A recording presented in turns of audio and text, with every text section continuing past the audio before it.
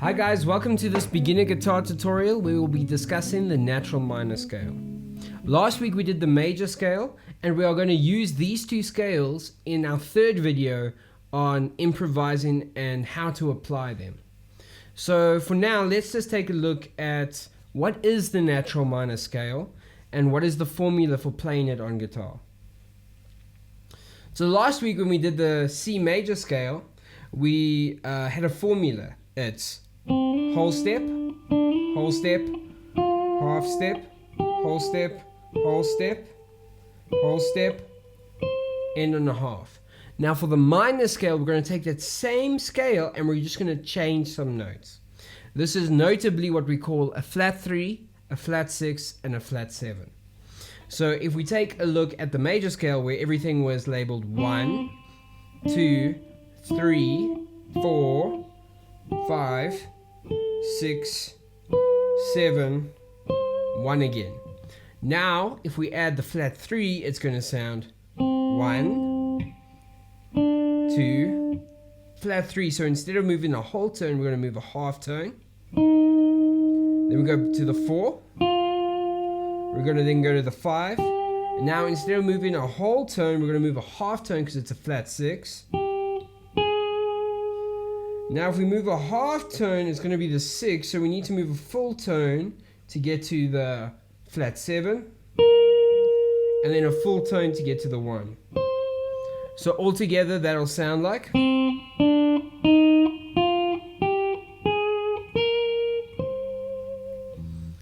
Okay, so the formula that we're looking at today is going to be whole step, half step, whole step, whole step, half step, whole step, and whole step. The minor scale is often described as being sadder than the major scale, and you can hear that if we play them back to back. So major scale, minor scale.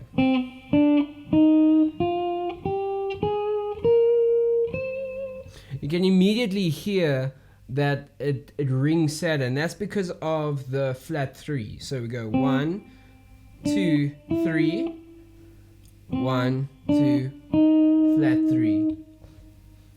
Cool. So that's how we lay it out on guitar so we can see it more like the piano player would.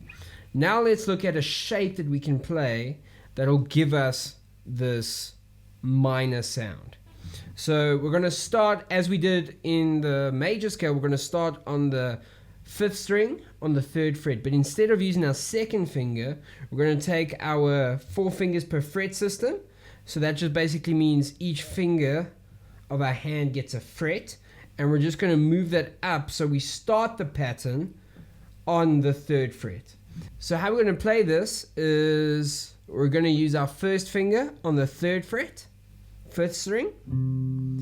We're going to then play our first whole tone, which will be, we'll use the 3rd finger on the 5th fret. So where we have, and on the same, we're not going to change strings because we need a half step. So we're just going to use our 4th finger to play the half step right next to the 3rd finger. So it's going to be 1st finger, it's going to be 3rd finger, it's going to be 4th finger. This is going to give us already that minor sound. Now we're going to change strings. So we're going to, as we finish on the 4th finger, we're going to change to the 4th string. We're then going to play our 1st finger. It's going to give us that whole tone that we need from the last note.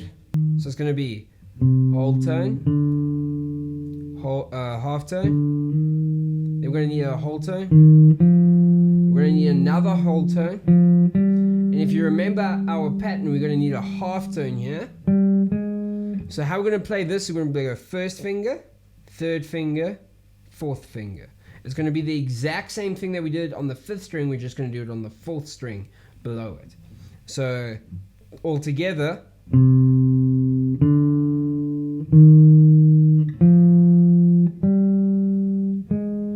So now we're going to need 2 whole tones. So the whole tone we're going to play on the 3rd string on the 3rd fret with our 1st finger. So And then we need one more tone to bring it home, and that we're just going to use our third finger on the 5th fret on the 3rd string. So the whole thing together.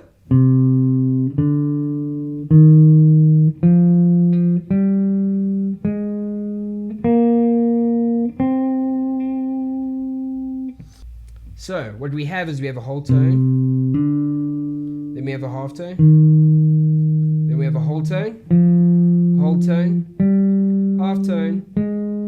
whole tone, whole tone.